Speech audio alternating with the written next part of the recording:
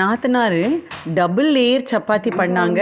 நல்ல சாஃப்டாக சப்பாத்தி மாவை பிசைஞ்சிட்டு அதை குட்டியாக நல்ல வட்டமாக இது பண்ணி அதுக்கப்புறம் அது மேலே கொஞ்சம் ஆயில் அப்ளை பண்ணி இன்னொரு சப்பாத்தி அது மேலே போட்டு நல்ல ஒரு தோசைக்கல்லில் போட்டு அருமையாக நல்லா வேக வச்சு 2 புறமும் நல்லா வேக வச்சு எடுத்தாங்க. அவ்வளோ டேஸ்ட்டு, சாஃப்ட்டுனா சாஃப்ட்டு, அவ்வளோ சாஃப்ட்டு.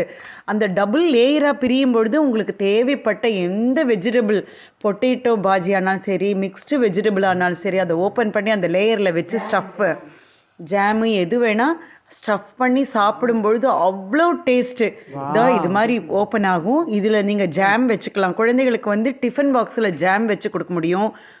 நம்ம வந்து பெரியவங்க நல்ல காரச்சாரமாக பொட்டேட்டோ பாஜியோ இல்லை மிக்ஸ்டு வெஜிடபிளோ கேபேஜோ வச்சு அப்படியே இது பண்ணும்பொழுது நம்ம பப்ஸாட்ட ஆயில் கம்மியாக சூப்பராக சாப்பிட முடியும். கண்டிப்பாக இந்த டபுள் லேயரோடது பண்ணி பாருங்கள். ரொம்ப வித்தியாசமாக இருந்தது.